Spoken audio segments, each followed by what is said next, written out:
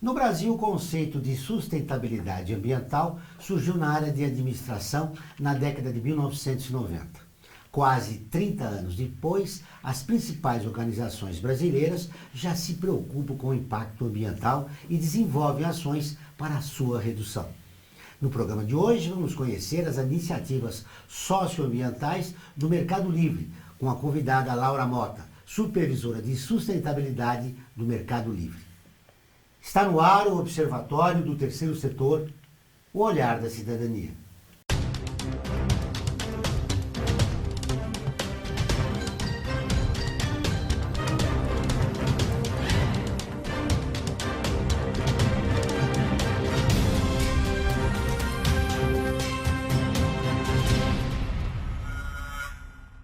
O Observatório do Terceiro Setor mostra pessoas que trabalham para a melhoria da sociedade, além de divulgar e interagir de forma comprometida com as organizações de interesse social. Laura Mota tem 8 anos de experiência no setor privado em áreas de investimento social, sustentabilidade e comunicação de causas. Laura, seja bem-vinda ao Observatório. Quando começou essas iniciativas do Mercado Livre?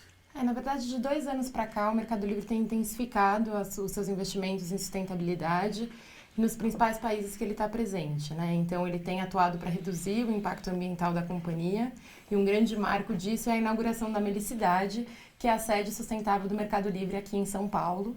E acho que esse é um grande marco do aumento dessa preocupação e da intensificação desses investimentos. Nesta preocupação, envolve-se vários desafios. Com certeza. Tem a ver tanto com reduzir os impactos da operação. Então, na própria sede, a gente conta com quase 2.000 painéis solares que geram 30% da energia gerada pelo complexo. A gente tem desde captação de água de chuva, um programa bem robusto de recuperação de resíduos, desde olhar para o negócio como que a gente pode fazer diferente também. Então, a gente tem iniciado alguns pilotos. A gente vai passar a operar com alguns carros elétricos na operação do Brasil e da Argentina e também vai experimentar 4.000 embalagens de bioplástico na nossa operação. Vamos começar com esse das chuvas. Como é que ele funciona?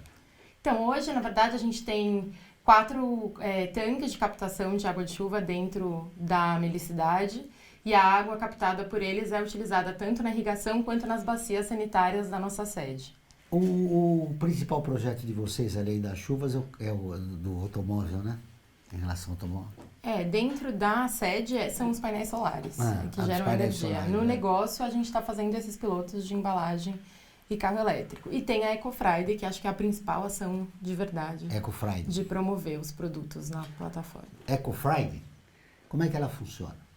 A Eco Friday é uma semana que acontece em 7 países da América Latina ao mesmo tempo, em que o Mercado Livre promove produtos sustentáveis na plataforma. Então, dá visibilidade para produtos que tenham impactos positivos no seu uso, como, por exemplo, composteira, bicicleta. A gente está falando de produtos solares, de produtos produzidos por grupos sociais e cooperativas. Então, são produtos que, no geral, o seu uso gera benefício ou a sua produção é feita de forma responsável. Existem muitas pessoas que estão produzindo esse tipo de ação para que nós tenhamos uma cultura sustentável? Eu acho que cada vez mais a gente tem uma oferta desses produtos que tem essa preocupação com o impacto socioambiental. Então, a gente tem buscado parceiros para conseguir ampliar essa oferta para o consumidor também ter essa escolha. Então, o Sistema B é um desses parceiros que ajudam a gente a encontrar quem são esses empreendedores que estão produzindo e gerando esse impacto positivo. Essa que era a minha pergunta. Como é encontrar essas pessoas que estão tomando essa iniciativa aqui no nosso país? A gente tem buscado parceiros que a gente já sabe que estão capitalizando, na verdade, esses talentos, essas soluções, para a gente fortalecer quem já está trabalhando para essa melhoria e para essa economia de transição que a gente quer promover. E colocá-los em contato com a sociedade em geral, que é necessário que a gente tome conhecimento dessas iniciativas. Não, com certeza, né? A gente entende que a gente tem um papel importante de dar informação para o consumidor e de principalmente garantir uma oferta qualificada para ele ter melhores escolhas. Essas melhores escolhas, aí nós precisamos ter um consumidor consciente. Como o mercado está trabalhando com essa nova perspectiva? Eu acho que a sociedade evoluiu na forma que ela se relaciona com o consumo e o consumidor, quanto mais ele tem consciência que cada decisão de consumo gera um impacto positivo ou negativo, acho que quanto mais ele considera esses impactos na decisão, melhor vai ser essa escolha. Então, acho que é um desafio que todo o setor está lidando e está tentando acompanhar e garantir que a gente vai ter uma oferta qualificada nesse sentido. Você sabe que no terceiro setor a grande crítica que se faz dos projetos sociais é de que está se formando não cidadãos, né, mas consumidores dos projetos. Como é que você pensa essa mudança em termos da sociedade em geral? Eu acho que sem dúvida é uma mudança de longo prazo e que exige um engajamento de toda a cadeia, né? Acho que o consumidor tem um poder no momento que ele elege que produto ele vai comprar, mas a gente precisa ter toda uma cadeia que atenda isso e que também mostre para ele a importância do ato de consumo, que garanta a informação e que trate o consumo cada vez mais como um acesso a um bem-estar e uma decisão responsável que gera uma série de consequências na nossa economia. Né? E que iniciativas você acha que são importantes para transformar o consumidor em cidadão consciente? Eu acho que quanto mais a gente dá visibilidade para produtos e soluções que têm essa preocupação, a gente começa a despertar no consumidor o papel que ele tem. E acho que também tem um papel que é dar informação para esse consumidor fazer uma melhor escolha, né? Então, a gente sempre busca orientar esse consumidor e garantir que a escolha seja bacana para ele, seja bacana para todo mundo que está envolvido. Eu acho que todo mundo só tende a ganhar com boas escolhas, né? Para esse consumo consciente se desenvolver no nosso país, é necessário que a sociedade seja estimulada com um número de informações importantes. Né? Como o Mercado Livre pensa de se relacionar com a sociedade, dando essas informações necessárias? Acho que a gente tem revisto algumas comunicações e a forma que a gente conversa com o consumidor. E quando a gente promove a Eco Friday, por exemplo, busca fazer uma campanha de comunicação bem robusta, dando visibilidade para esses produtos, a gente está trazendo a questão do impacto da decisão de consumo para esse consumidor. Então, acho que a gente tem uma longa trilha para construir, acho que como setor, todos juntos nessa direção, mas que acho que a gente está tendo muitos avanços. Então, quando a gente olha, por exemplo, os resultados da Eco Friday em relação ao ano passado, a gente já cresceu bastante e a ideia é que a gente cresça cada vez mais, porque a gente acredita que esse consumo consciente já é uma realidade. A gente, na verdade, está caminhando e construindo isso. É uma mudança a médio prazo? Sim. Acho que a gente vai estar sempre mudando. Todas as terças e quintas-feiras, ao vivo, às 14 horas, tem programa de rádio Observatório do Terceiro Setor, onde recebemos especialistas que, junto com os ouvintes, debatem os principais temas da atualidade e do terceiro setor. Você pode ouvir pela Rádio Trianon AM 740 ou em qualquer lugar do mundo, pela internet, do seu celular, computador ou tablet, pelo link que aparece na sua tela. Voltamos depois do intervalo.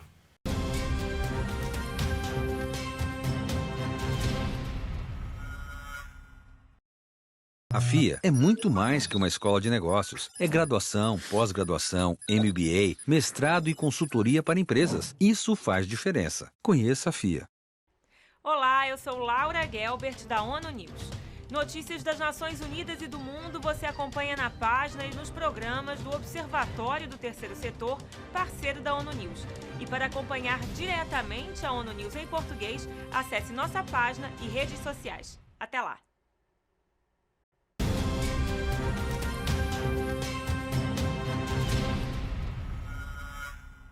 Voltamos com o Observatório do Terceiro Setor, o olhar da cidadania.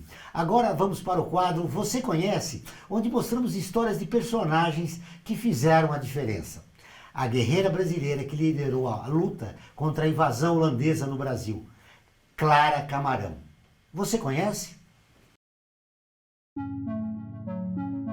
Clara Camarão, batizada como Clara Filipa Camarão, foi uma indígena brasileira da etnia Potiguara, que teria nascido na metade do século XVII, na região onde localiza-se atualmente o bairro de Igapó, no Rio Grande do Norte, às margens do rio Potengi.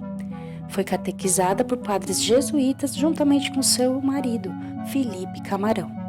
Entrou para a história brasileira por participar de batalhas junto com seu marido durante as invasões holandesas, em Olinda e no Recife. As invasões holandesas foram o maior conflito político-militar da colônia. foi uma luta pelo controle do açúcar, bem como das fontes de suprimento de escravos. Clara liderou um grupo de guerreiras indígenas na luta contra os holandeses, assim como seu marido liderava um grupo de índios. Segundo relatos históricos, na cidade, em 1637, ela participou da escolta de famílias de colonos que fugiam do ataque holandês na cidade de Porto Calvo. Clara garantiu a segurança das famílias, que incluíam mulheres e crianças, até um lugar seguro. O fato dela se tornar a líder de um pelotão feminino fazia parte dos costumes de algumas tribos indígenas do Brasil antes da colonização. Era hábito entre alguns indígenas que as mulheres acompanhassem seus pais e maridos tanto nos tempos de guerra como nos tempos de paz. Sua luta e coragem levou à vitória contra a invasão holandesa, e Clara entrou para a história como uma heroína. Seu marido faleceu pouco tempo após a Batalha dos Guararapes. O preconceito contra indígenas e mulheres fez a história de Clara Camarão sumir, e não existe mais registros da sua vida depois da morte de seu marido, Felipe Camarão. Mesmo esquecida por muitos anos na história, Clara Camarão foi homenageada em versos pelo poeta brasileiro José da Natividade Saldanha. E a refinaria Potiguar Clara Camarão recebeu seu nome em homenagem à guerreira. Em 27 de março de 2017, o nome de Clara Camarão foi escrito no livro dos Heróis da Pátria. É de se esperar que agora as novas gerações consigam, conhecer heroínas como a Clara Camarão, indígena, índia e mulher. Será que é por isso que ela não está na história oficial do país? Com certeza. Eu não conhecia a história e foi exatamente o que eu pensei. Que bacana poder dar visibilidade para uma liderança que é indígena e feminina, que acho que elas estão cada vez mais surgindo e aparecendo na história, mas elas sempre estiveram por aí fazendo a diferença. É um momento oportuno, de mostrar esses heróis anônimos como a Clara, que não aparecem, na história oficial. Não, com certeza. A gente sabe que a história acaba omitindo muitas vezes esses personagens, não por acaso. E acho que realmente, principalmente as mulheres, têm um papel cada vez mais importante por ter cada vez mais voz para conseguir contar essas histórias, E acho que dentro do empreendedorismo, por exemplo, que é uma causa que a gente atua no Mercado Livre, a gente percebe que as mulheres são as grandes protagonistas que estão construindo essa agenda no país. As mulheres estão fazendo muita diferença no empreendedorismo? Com certeza, assim, a gente tem cada vez mais exemplos de mulheres que estão obtendo, gerando sua própria renda, se independendo e estão contribuindo para essa agenda, A gente tem a Adriana Barbosa, da Feira Preta, que é uma grande parceira do Mercado Livre, que tem puxado muito essa agenda, então a gente percebe que cada vez mais a gente tem mulheres engajadas nesse tema e construindo essa agenda para o país. Você acha que isso pode mudar a realidade do país e acabando com o preconceito em relação à mulher?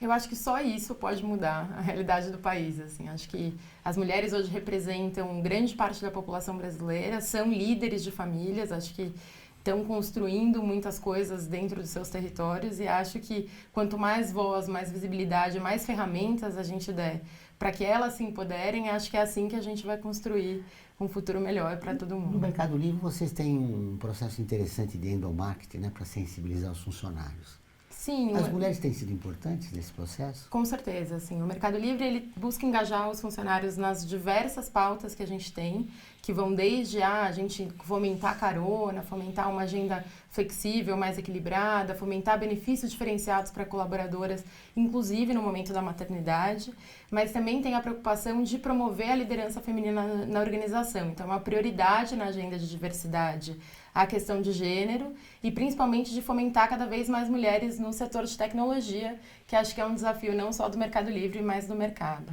Essas medidas socioambientais que estão sendo desenvolvidas pelo Mercado Livre, é fundamental que o funcionário de dentro para fora consiga ajudar a sociedade a ter um novo olhar sobre essa questão, Não, com certeza. A gente busca envolver os funcionários desde coisas do dia a dia, desde você não usar o copo plástico e ter uma caneca, até você ter... A gente tem um aplicativo de carona que fomenta a carona entre os colaboradores, e a gente também tem alguns momentos para falar desses temas com os funcionários. Então, a gente tem uma dinâmica flash que a gente fala, que a gente roda a empresa inteira falando 10 minutos sobre temas importantes na agenda, desde o descarte correto de resíduo até uma nova ação que a gente vai fazer, porque a ideia é que todo mundo esteja na mesma página, até eventos que a gente faz para o público em geral e que a gente sempre envolve funcionários. Então, a gente mesmo esse ano, no lançamento da Eco Friday, a gente fez um evento em parceria com o Sistema B e o Ministério do Meio Ambiente, que foram nossos parceiros nessa semana, para promover o debate do consumo consciente que o setor inteiro está lidando. Então, a gente sempre busca envolver os funcionários em todas as ações. Quais foram os principais desafios levantados nessa parceria que vocês fizeram com o Ministério do Meio Ambiente? Eu acho que a gente tem um desafio que é ampliar a oferta, por um lado, né? Então, como que a gente faz para dar visibilidade e encontrar esses produtos sustentáveis e ter cada vez mais produtos sustentáveis.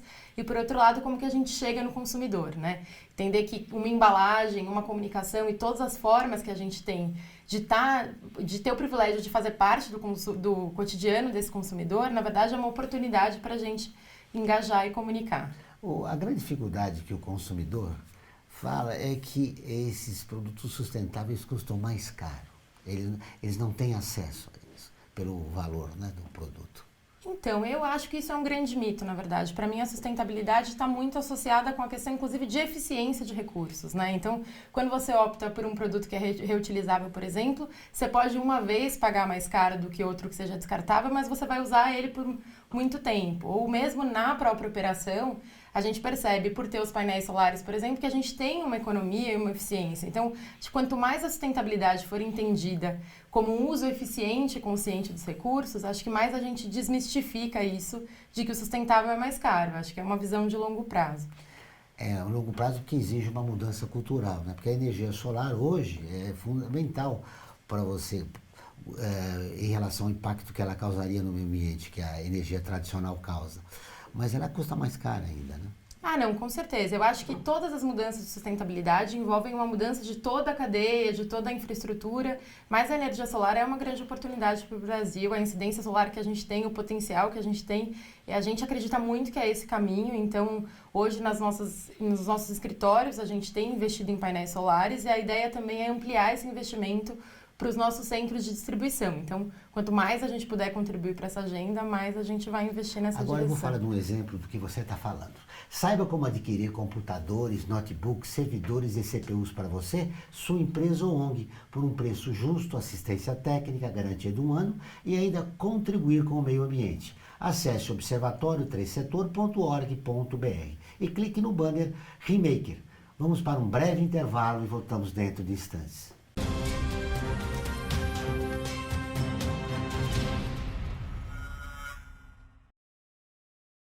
A FUNASP colabora com a USP nas relações entre fundações por meio de fóruns, simpósios, seminários, pesquisas e intercâmbio de informações, além do seu investimento na área social.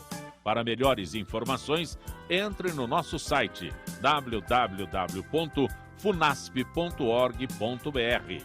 FUNASP, um marco entre o universo acadêmico e a sociedade.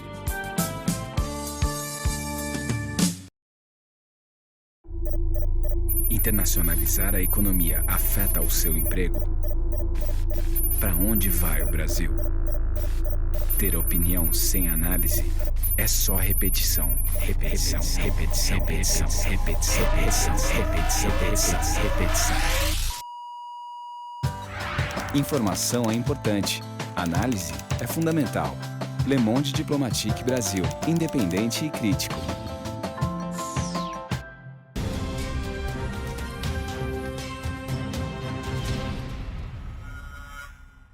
Estamos de volta com o programa do Observatório do Terceiro Setor, o Olhar da Cidadania. Não esqueça, todas as quartas-feiras, às 17 horas, tem o programa Olhar da Cidadania na Rádio USP, com temas da atualidade e dos direitos humanos. Anote, todas as quartas-feiras, às 17 horas, na Rádio USP em São Paulo, 93,7, e em Ribeirão Preto, 107,9 FM.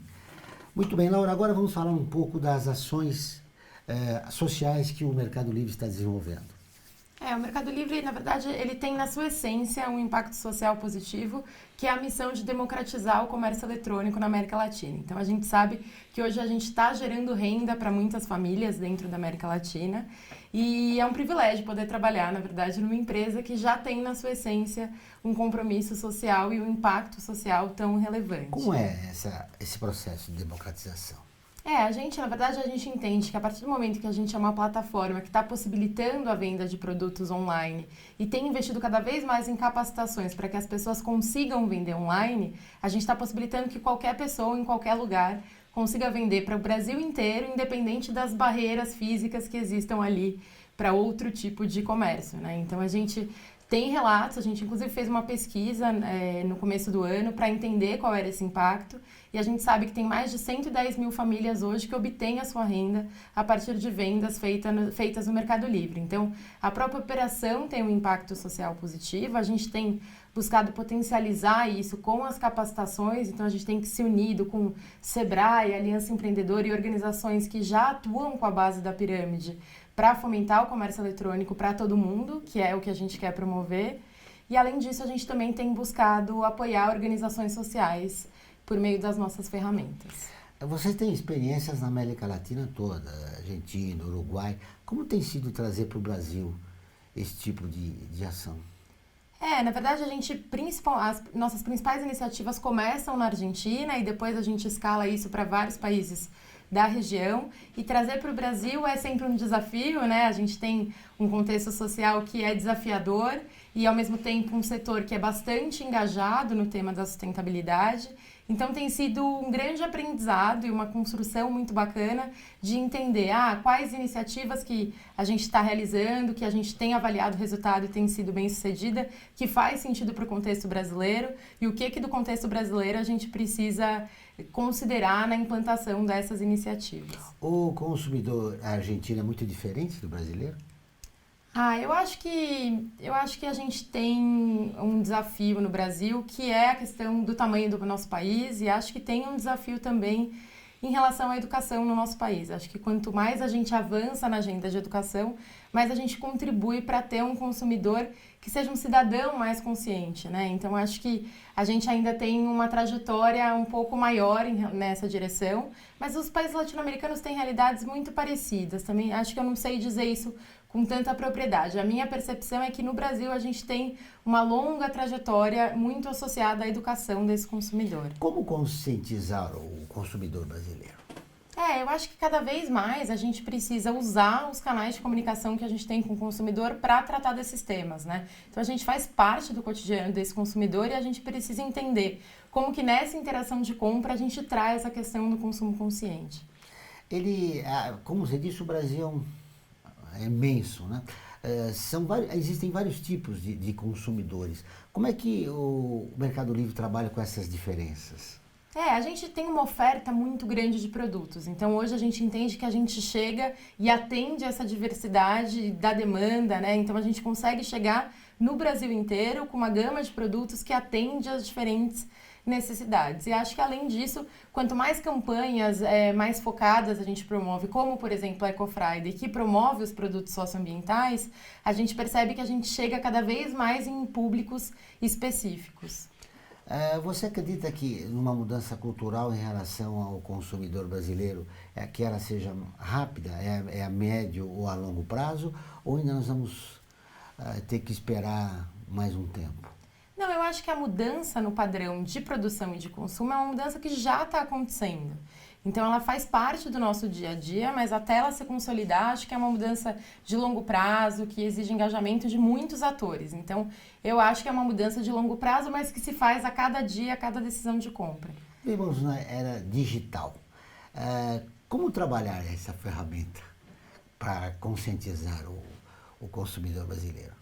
A gente tem buscado, na verdade, investir em iniciativas sociais ao longo da América Latina que contribuam para a inclusão digital dessa população, né? Então, isso varia desde como que a gente estimula um pensamento computacional nos alunos que a gente tem, como que a gente incentiva iniciativas que ensinam programação para mulheres, para jovens. Então, a gente tem mapeado cada vez mais iniciativas em que o Mercado Livre possa aportar valor e contribuir não só para a questão do consumo consciente, mas para uma inclusão digital pela própria sustentabilidade do negócio, né? Eu sempre digo que investir em sustentabilidade é uma questão de entender o seu negócio no longo prazo. Então, é nessa direção que a gente vai. Nesse processo de empoderamento, né, sobretudo dessa geração milênio, vocês têm feito algumas iniciativas.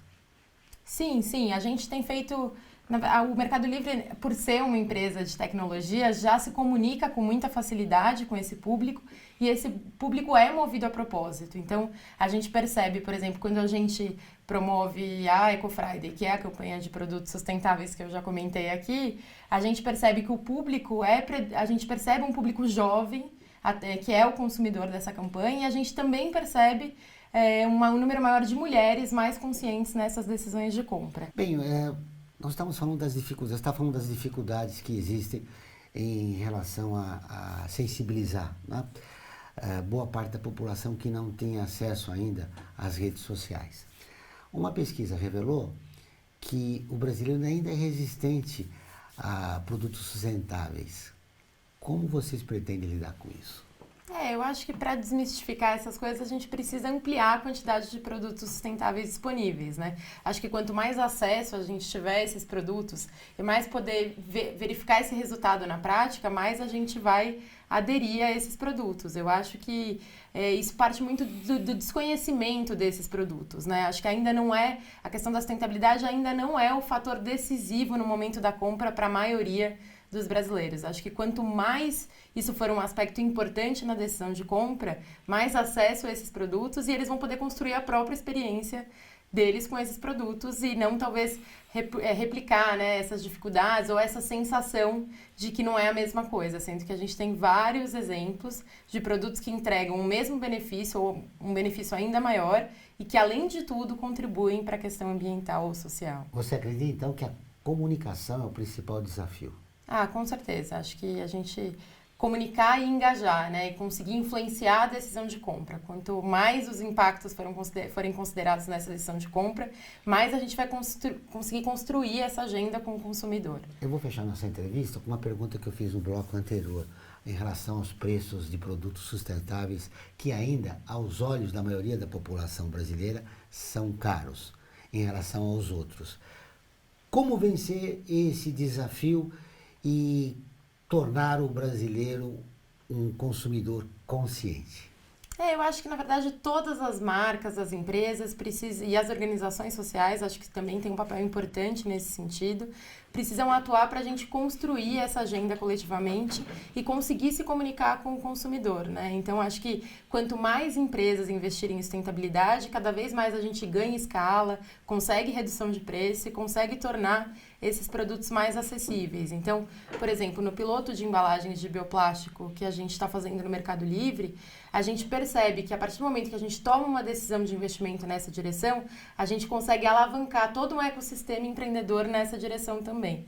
Então, acho que quanto mais iniciativas a gente tiver, mais a gente consegue popularizar a sustentabilidade e conseguir influenciar as decisões do consumidor. Nós temos agora aí um componente importante, que é a crise econômica e política. E, claro, que colocou 14 milhões de brasileiros fora do mercado de trabalho. Esse é outro grande desafio, né? Com certeza, e a gente percebe que o impacto do Mercado Livre, inclusive na geração de renda, é importante nesse contexto do país, que a gente às vezes vê que a venda no Mercado Livre, que não necessariamente era a primeira opção, passa a ser a primeira opção dessas famílias para obter a renda. Então, a gente tem uma responsabilidade na democratização do acesso ao comércio eletrônico e do acesso ao dinheiro também, com outras soluções de pagamento que a gente tem. E dá uma alternativa para esse pessoal, né? Criando empreendedorismo, né? Para que eles possam sobreviver. Sim, com certeza, né? Acho que a criatividade, a escassez também, acho que tem uma diversidade, né? E pode ser muito abundante do ponto de vista de oportunidade e criatividade. Então, o Mercado Livre hoje é uma ferramenta que pode possibilitar a geração de renda e acho que pode ser uma alternativa para passar por esse momento. Laura, obrigado pela entrevista, foi um prazer conhecê-la, viu? Muito obrigada. O programa do Observatório do Terceiro Setor desta semana fica por aqui. Mas para continuar nos acompanhando, acesse o nosso portal observatorioterceirsetor.org.br. Lembrando que o Observatório é acessado em 173 países e atinge mais de 2,5 milhões de pessoas todos os meses. Voltaremos na próxima semana com o Observatório do Terceiro Setor, o olhar da cidadania. Até o próximo programa.